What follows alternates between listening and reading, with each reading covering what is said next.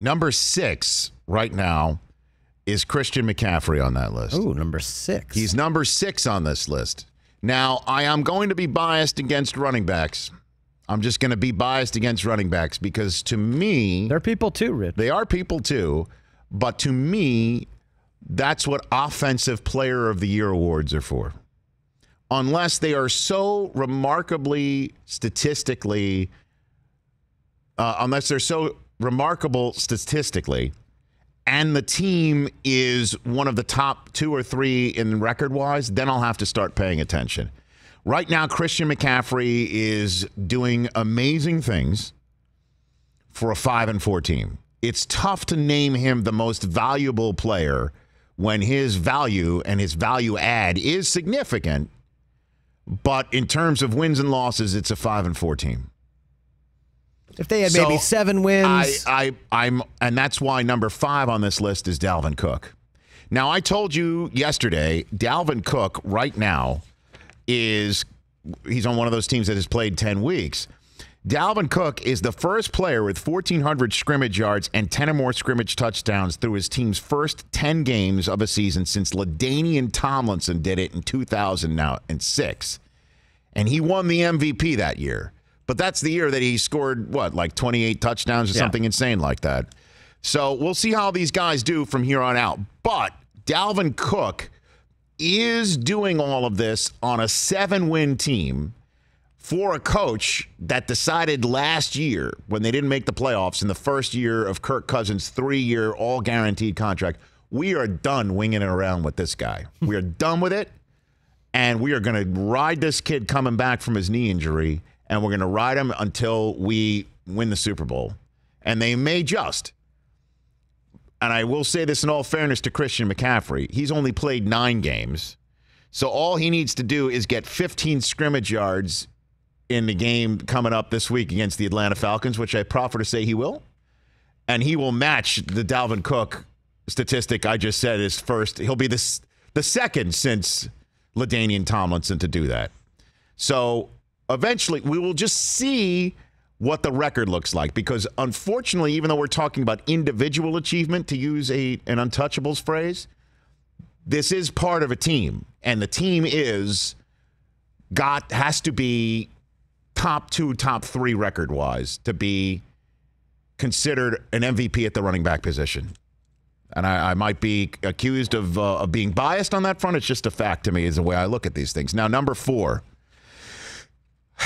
Yesterday, we talked about the fact that I mentioned in a 4th down hot take many moons ago, back in September, back after I think he had that great first game against the Miami Dolphins, that Lamar Jackson would set the record for most total touchdowns in a season by a former Heisman Trophy winner.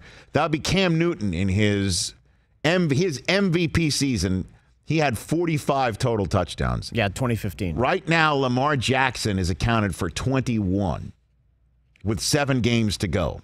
He's got to push the pedal to the metal, but this kid is unbelievable.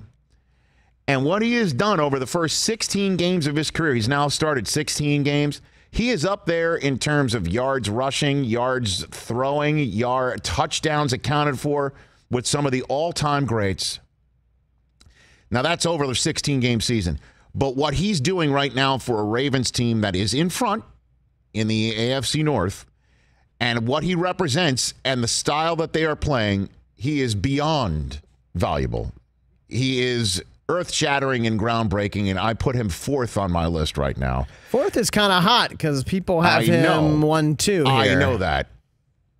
Maybe I'm also biased in the fact that I haven't seen him play. And number 3, I've watched play in London, and that guy is unbelievable. So Deshaun Watson's number 3 on my list right now. He is just amazing. And what he does for this team, I've seen it personally, the way his teammates react to him, the way the teammates talk about him, the way the coaching staff is now protecting him, the running game that is beginning to increase from Carlos Hyde and Duke Johnson is because nobody knows if this kid still has the ball and is going to pull it and throw it to somebody like Daniel Fells with one eye closed shut because it's been kicked. He's number 3 on this list, and I don't think the Texans are anywhere near the top of their division without him. Number 2 is Aaron Rodgers. I'm going with Aaron Rodgers here. Interesting. Because the Packers are 8-2, man, and nobody, I'll say it again, nobody saw that one coming. Through the first 10 games, 8-2, Green Bay. I had them in the Super Bowl. Well, did you? Did you really? Okay. So maybe you did. Nobody in Brockman. Did you even see 8-2 though? No. Okay. New coach, new system, new verbiage. No Devontae Adams for half of it. Okay. Lazard, the law firm of Lazard, Kumaro, Valdez, Scantling, and Allison has been his general target group. Devontae Adams has no touchdowns. Graham has been revitalized. Aaron Jones and Jamal Williams have been dynamite as passing targets. The offensive line in front of him, as you know, sometimes shuffling around. Aaron Rodgers is as good as ever, man. He's as good as ever. He's as escapable as ever. He's difficult as ever to try and defend. He's number 2. And number 1, I'm with Boog, man. Russell Wilson has been amazing. He's been amazing. And it's now all on him. It's now all on him. Coming into the season, Tyler Lockett was his graybeard, his most veteran, most experienced receiver. Now he's making third down crucial throws to Josh Gordon, which we didn't even talk about at the top of the show, that a third down play that led to the Jason Myers game go-ahead score in regulation. Josh Gordon is now running patterns for this guy. He's out of tight ends. I mean, you want to play tight end for Seattle? Raise your hand. I know, Hollister's doing it now? He's scoring touchdowns. Right. You try and stop Russell Wilson. Nobody really has been able to. San Francisco did the best job we've seen maybe all year. So did Seattle, but so did New Orleans, but New Orleans gave up a ton of yards and scores late in that game. I'm all in on Russell Wilson being the MVP right now. And they're 8-2. Who the hell saw that one coming? And I'll just warn everybody this too.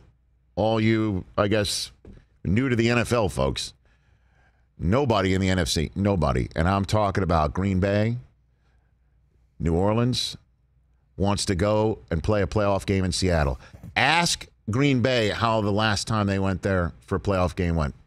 New Orleans? Ask New Orleans about something called a beastquake. I'm telling you, nobody wants a piece of that stadium for an NFC championship game. And they are flat out in the mix for the 1 seed right now. Flat out in the mix. Those are my MVP candidates through 10 weeks. And by the way, Russell may not win the MVP, but one thing that he can just fall back on is based on these first 10 weeks, and certainly what he did last night. He's the Rich Eisen Show Capital One Best Life Player of the Week. I thought you were going to say Sierra at home. No, well, I mean, that's that too.